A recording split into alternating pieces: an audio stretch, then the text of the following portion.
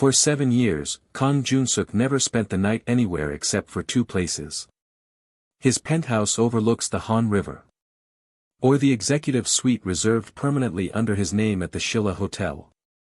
The routine never changed. Predictability was his armor. So when he woke up that morning in an unfamiliar apartment in Cheongdam-dong, the first thing he felt wasn't guilt. It was disorientation. The ceiling was too low. Jun-suk noticed that first.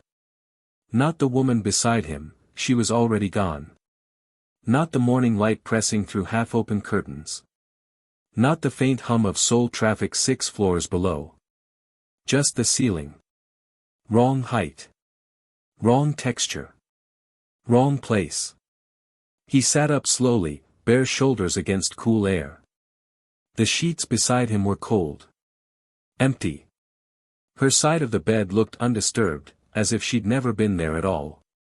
That was strange. Yoon Se-rin never left early. That was the unspoken rule. No goodbyes. No explanations. No mornings apart. Their arrangement survived precisely because it never bled into daylight. Jun-suk reached for his phone on the nightstand. No messages. No missed calls. 6:47 a.m. Outside, Seoul was already awake. A delivery scooter whined past. Someone dragged a cart across the pavement. The city moved without him, indifferent and mechanical. He exhaled. Then he saw it. On the black marble nightstand, placed with deliberate care, sat a diamond ring. Not small. Not subtle. A solitaire. Flawless. The kind reserved for chaebol engagements announced through press releases and stock fluctuations. Beneath it lay a folded note. Jun-suk didn't touch either of them for a long time. He just stared. The man the media called the youngest wolf in Korean finance, the CEO who dismantled competitors with calm press conferences and legal maneuvers that took years to understand, felt something unfamiliar tighten in his chest. Not fear. Expectation. He unfolded the note. Only 5 words were written, in neat, unmistakable handwriting. Don't look for me. No apology. No explanation. No emotion. Just instruction. Jun-suk set the note down carefully. His fingers moved to the ring. He lifted it toward the window, letting early light catch the facets. He knew it instantly. The clarity. The cut. The specific weight in his palm. It was from a private vault beneath KJ Tower, a ring commissioned years earlier, never announced, never worn. Only 3 people knew it existed. Himself. His former legal counsel. And the woman who was supposed to become his wife, before she died in a car accident outside Gapyeong 3 years ago. His grip tightened. The ring had never left the vault. Jun-suk built KJ Group on the principle of control. Control over markets. Over narratives. Over people. Nothing in his life happened without his knowledge. That included Se-rin. She wasn't a random indulgence. She had been introduced at a Busan International Film Festival afterparty, seated deliberately 2 chairs away from him, wearing a black dress that said nothing and promised less. She spoke little. Asked no questions. Never mentioned his name in public. Perfect discretion. For 18 months, she existed in the margins of his life. No overlap. No demands. No history. Until now. By noon, Seoul knew nothing was wrong. KJ Group stock rose 0.5% after a favorable policy rumor leaked through the right channels. Jun-suk attended a closed luncheon in Uedo, spoke calmly about infrastructure expansion, and nodded at the right moments. No one noticed that his assistant's badge access had been audited 3 times that morning. No one noticed the private security team rotating shifts early. No one noticed the silent directive sent from his personal device. Find Yoon Se-rin. Quietly. He had learned control young. His father died when Jun-suk was 19. Heart attack during a board meeting. No warning. The company fractured within weeks. Cousins filed lawsuits. Senior executives resigned. Investors circled. Jun-suk rebuilt it alone. He studied every contract. Memorized every clause. Eliminated sentiment. Eliminated variables. By 25, he owned more than his father ever had. By 30, he had no one left to answer to. Except her. The fiancée. Her name had been Park Min-ji. Quiet. Intelligent. Chosen by both families when they were still teenagers. She never resisted. Neither did he. It was efficient. Then she died on a wet road outside Gapyeong, 3 weeks before the wedding. Jun-suk attended the funeral. Shook hands. Accepted condolences. He never spoke her name again. That night, his head of security entered his office without knocking. The man was older. Steady. He had protected 3 generations of the family. He placed a tablet on the desk. We found her apartment. Empty. Professionally cleaned. No forwarding information. Jun-suk didn't look up. Her phone. Disconnected. Social media accounts deleted. No financial activity since yesterday. Family. None listed. No emergency contacts. Jun-suk leaned back. The ring. The security chief hesitated. Sir, the vault logs show no unauthorized entry. No breaches. No anomalies. Then how? Silence. Jun-suk's jaw tightened. Pull the access records. Everyone. Including mine. The security chief nodded and left. Jun-suk stood alone in his office, the city glittering 60 floors below. Someone had accessed a vault that required 3 impossible permissions. They found nothing because there was nothing left to find.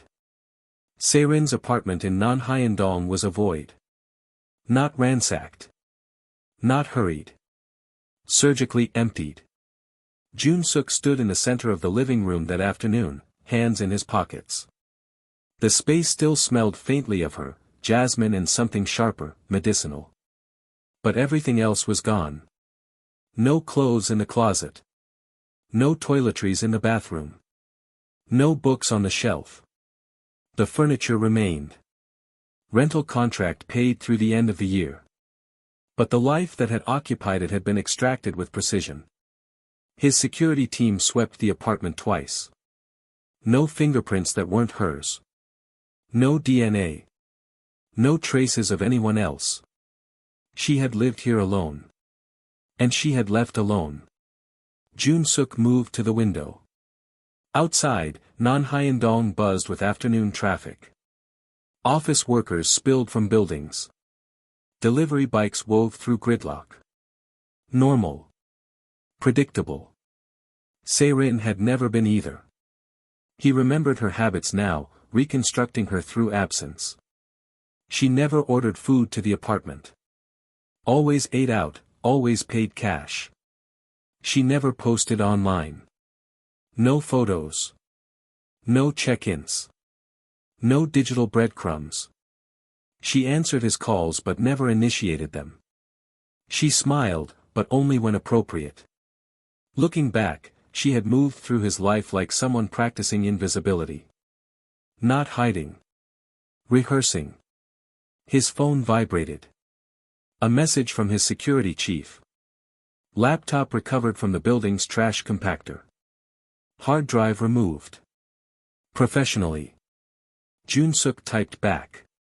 When? 4 days ago. 4 days before she disappeared. Before their last night together.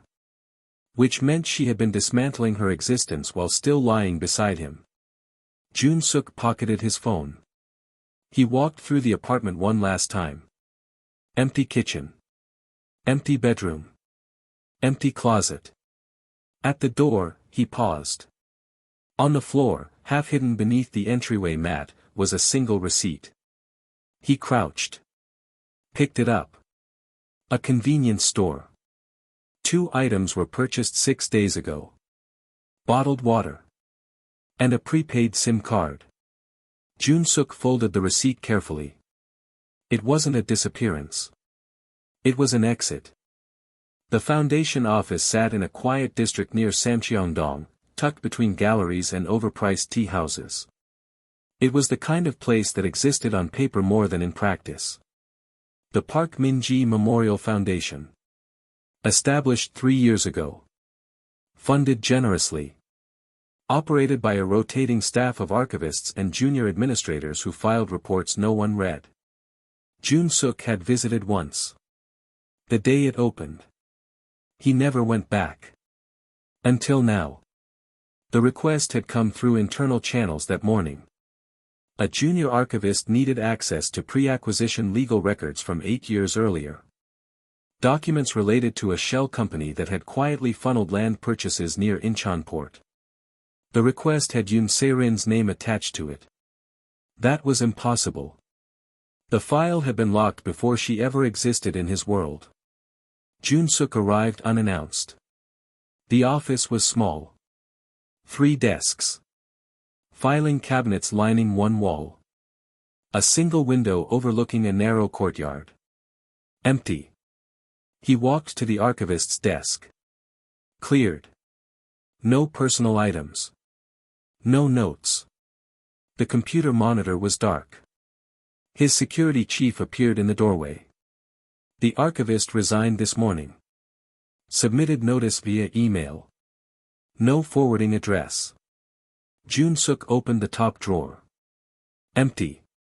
Security footage. The chief hesitated. Corrupted. 3-minute gap yesterday evening. Right when the file request was logged. Jun-suk moved to the filing cabinets. He found the drawer labeled Legal, Acquisitions 2015 to 2017. He pulled it open. Half the files were missing. Not copied. Removed. He ran his fingers along the empty dividers. Dust outlined where the folders used to sit. Who authorized the archivist's access? The security chief checked his tablet. The system shows executive-level clearance. Yours. Jun-suk turned slowly. I never authorized it. Silence filled the small office. Outside, a tea house played soft traditional music. Tourists laughed. Life continued, unaware. Jun-suk closed the drawer. Someone had wanted her to see those files. Jun-suk drove alone that night. The road to Gapyeong was quiet. Pine trees blurred past his window, black silhouettes against a darker sky. No other cars. No lights except his own. He hadn't been here in 3 years. Not since the funeral. The curve appeared ahead, familiar and inevitable. He slowed. Pulled onto the shoulder. Killed the engine. Silence rushed in. Jun-suk stepped out into the cold air. His breath misted. Somewhere distant, water moved over rocks. A stream, probably. Or runoff from the mountains. He walked to the guardrail. It was still scarred. Dented metal. Scratched paint. No one had bothered to repair it. This was where Park Min-ji's car had gone off the road. Late night. Heavy rain. She'd been driving back from a charity event in Chuncheon. Alone. The car rolled twice before hitting the tree line. She was declared dead at the scene. Jun-suk had identified her body in a hospital room that smelled like disinfectant and institutional grief. Her face was untouched. Peaceful, even. But her hands were wrong. Crushed. Broken. He never asked why. Now he stood where she had died and felt nothing. Not grief. Not anger. Just absence. Then he noticed something new. At the base of the nearest tree, a small bouquet rested against the trunk. White chrysanthemums. Fresh. Jun-suk knelt. The flowers were recent. Maybe a day old. The stems were still green. No wilting. Someone had been here. Recently. Tucked between the stems was a folded slip of paper. He pulled it free. Unfolded it carefully. The handwriting was different from Se-rin's note. Rougher. Masculine. 4 words. Some losses are staged. Jun-suk read it twice. His pulse didn't quicken. His breathing didn't change. But something shifted. He stood slowly, the note still in his hand. Behind him, the forest was silent. No wind. No animals. No sound except the distant water. He looked at the guardrail again. Then at the flowers. Then at the note. Who had been mourning someone officially dead? The head of security arrived at the penthouse before dawn. Jun-suk was already awake.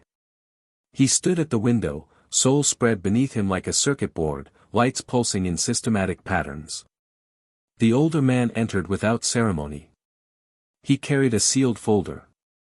You asked me to reopen the accident investigation. Jun-suk didn't turn. And? The security chief placed the folder on the glass table. There was a second vehicle. Silence. The initial report mentioned a black sedan spotted on traffic cameras 3 kilometers before the crash site. No plates visible. The investigation dismissed it as unrelated. Why? Because it disappeared. Jun-suk turned now. The security chief opened the folder. Inside were printed screenshots, grainy and time-stamped. The vehicle appears here. Then here. Then it vanishes for 17 minutes. No cameras pick it up again until after the accident. That's impossible. That road has continuous coverage. Not that night. The security chief pulled out another document. Signal interference was detected. Brief. Sophisticated. The kind that requires government-grade equipment. Jun-suk's jaw tightened. Who suppressed this? The evidence was classified under national security protocols. The file was sealed 2 days after the funeral. Requiring ministerial-level clearance to access. And Se-rin saw it. 2 months ago. Full access. Authorized. Jun-suk picked up one of the photographs. A timestamp. A black shape on a dark road. Who authorized her access? The security chief hesitated. That's the problem. The authorization came from inside the Blue House. The Blue House. Presidential offices. Jun-suk set the photograph down carefully. You're telling me someone in the administration wanted her to know my fiancé's death wasn't an accident? Yes. Why? I don't know. Jun-suk walked back to the window. Outside, the city was waking. Office lights flickered on. Traffic thickened. Morning routines begin. Everything normal. Everything controlled. Except this. The land acquisitions near Incheon port, Jun-suk said quietly. The Shell Company. When did we finalize those purchases? The security chief checked his tablet. 3 weeks after the accident. Jun-suk closed his eyes. The accident cleared the way. No response. He opened his eyes. Someone removed an obstacle. Then someone else made sure I benefited. It appears that way. Jun-suk's hands curled into fists. And now they want me to know. He turned. Find out who delivered the flowers to Gapyeong. I want every traffic camera within 50 kilometers checked. I want. His phone vibrated. Unknown number. He stared at it. The security chief watched. Jun-suk answered. Silence on the other end. Just breathing. Faint. Distant. Then a voice. Female. Unfamiliar. The accident wasn't an accident, and it never ended. The line went dead. Soul emptied for Chuziak. The holiday arrived like a choreographed exodus. Highways are clogged with families driving to ancestral homes. Train stations overflowed. The city center, usually dense with bodies and noise, became a ghost town. Jun-suk stayed.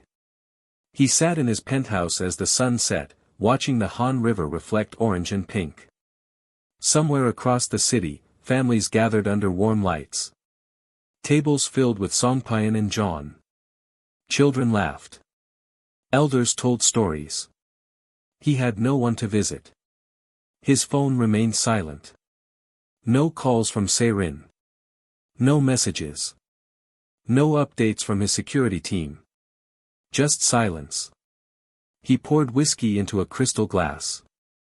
Didn't drink it. Just held it, feeling the weight. Outside, fireworks began.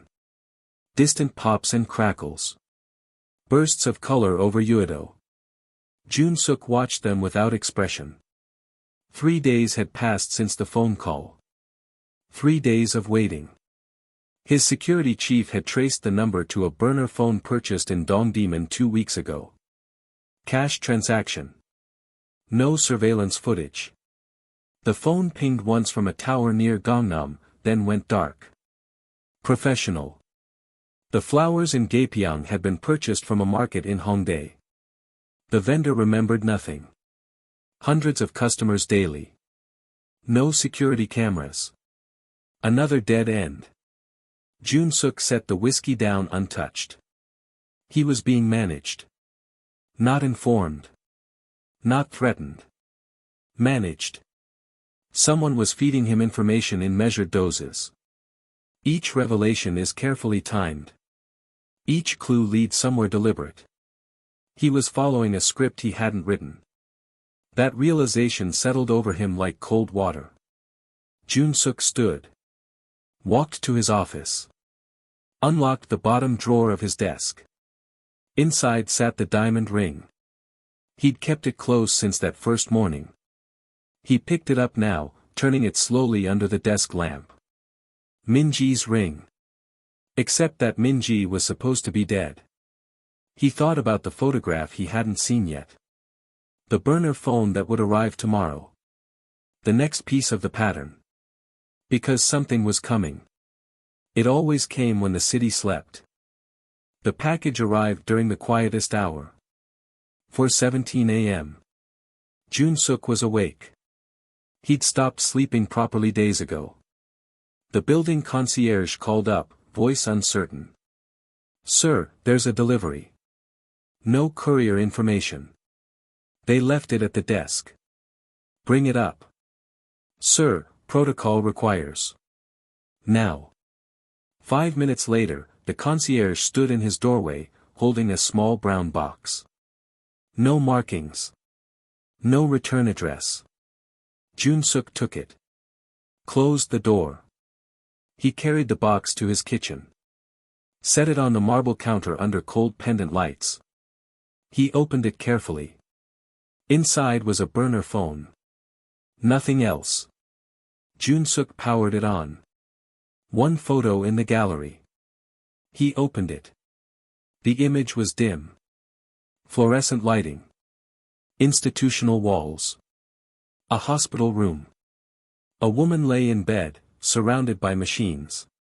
4 lines. Monitors. Her face was partially obscured by an oxygen mask. But her left wrist was visible. A scar. Thin. Surgical. From a childhood accident. A fall from a bicycle. She'd told him the story once, years ago, laughing. Park Min-ji. Jun-suk's hand didn't shake. He zoomed in. The timestamp was visible in the corner. 6 months ago. He scrolled. One message beneath the photo. She chose silence so you could choose power. Jun-suk read it 3 times. Then the phone rang. A single ring. Sharp. Intrusive. He stared at the screen. Unknown number. His thumb hovered over the answer button. One ring. Then silence. The call ended. Jun-suk set the phone down. Outside, Seoul remained dark.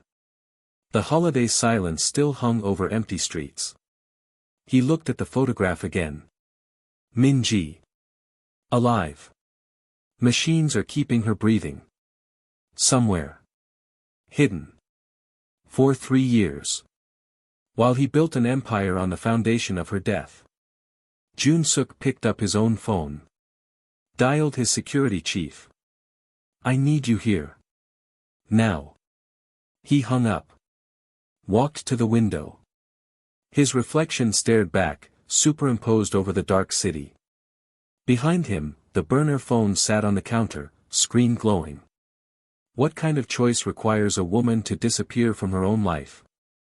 The security chief arrived as dawn broke. Jun-suk handed him the burner phone without a word. The older man studied the photograph.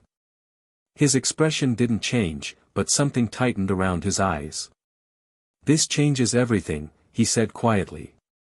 No. Jun-suk's voice was flat. This explains everything. He pulled up the timeline on his tablet. Dates. Events. Acquisitions. 3 years ago, Min-ji died. The Incheon port deal closes 3 weeks later. Opposition from environmental groups vanishes overnight. Regulatory approval expedited. He scrolled. 2 years ago, the Busan rezoning project. I won the bid against 4 competitors. 3 of them withdraw the day before the decision. Another scroll. 18 months ago, Seirin entered my life. Introduced by people I trust. Perfect timing. Perfect discretion. He set the tablet down. She wasn't hiding. She was executing a sequence. The security chief frowned. You think she was planted? I think she was activated. Jun-suk walked to the window. The city was waking again. Another day. Another cycle. Seirin didn't steal those files. She was given access. She didn't discover the accident investigation. She was shown. Everything she did was authorized from above. Then what was her purpose? Jun-suk turned. To make me look. Silence. Someone wanted me to find this. Not 3 years ago. Now. After I'd built enough. After I'd become powerful enough to matter. He picked up the diamond ring from his desk. They used Min-ji's death to clear obstacles. Used her ring to guarantee my attention. Used Seirin to guide me to the truth at precisely the right moment. The security chief's jaw tightened. Then Seirin was a messenger. A trigger. Not a player. Jun-suk turned the ring slowly. The question isn't where she is. The question is who sent her. And why they want me to know what I've been standing on. His phone buzzed. Another message. Different number.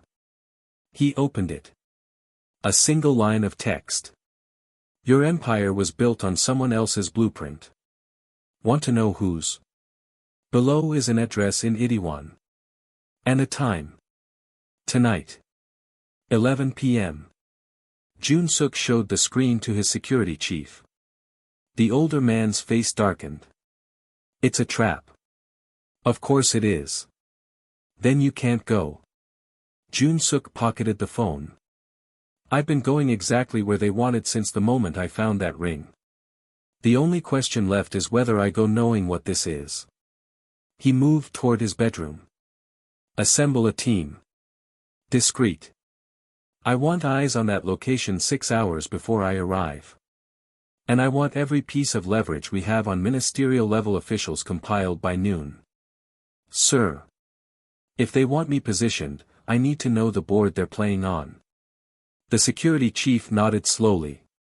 Jun-suk paused at the doorway. And find out where Se-rin really came from. Not the background we were given. The real one. Before she had a name, we recognized. That could take weeks. You have 12 hours. Finding her might not expose the truth, it might activate it. Jun-suk stood in his office as evening fell. The city sprawled beneath him, lights beginning to pulse as Seoul transitioned from day to night. Somewhere out there, Se-rin existed. Somewhere, Min-ji breathed through a machine. Somewhere, people moved pieces on a board he was only beginning to see. He held the ring again. It had become a habit. A tether to something he couldn't name. His security chief had delivered preliminary findings an hour ago. Se-rin's background was fiction. The university records were real but unconnected to the woman he'd known. The family history was fabricated. Even her name was probably borrowed. She'd been constructed. Professionally. Which meant resources. Infrastructure. Long-term planning.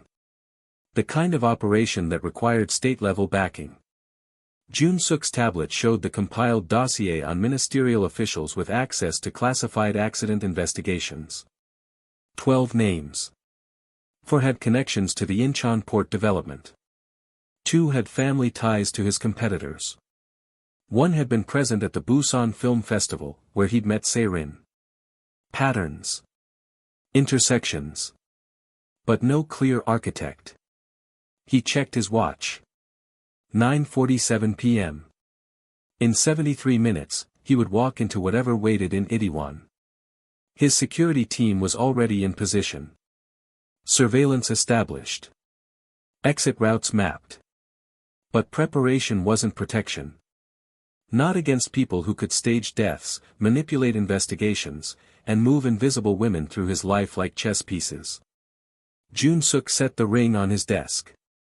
For the first time since that morning in Cheongdam-dong, he allowed himself to feel the weight of what he'd stepped into. This wasn't about Se-rin. It wasn't even about Min-ji. It was about power structures extending beyond anything he'd built. About systems that had used his ambition as camouflage for something larger. He'd thought himself a wolf. But wolves can be herded if you control the terrain. His phone buzzed. Security chief. Team reports anomaly. The building at the Itaewon address is owned by a shell company. Same structure as your Incheon acquisitions. Records buried. Someone's expecting you. Jun-suk typed back. Good. Let's not disappoint them. He stood. Adjusted his cufflinks. Pulled on his coat. In the elevator down, he caught his reflection in the polished steel doors. The same face Seoul knew. The youngest wolf. The man who never lost control. But behind his eyes, something had shifted. He was committing now. Not to answer. To pursue. Because the note had been right about one thing.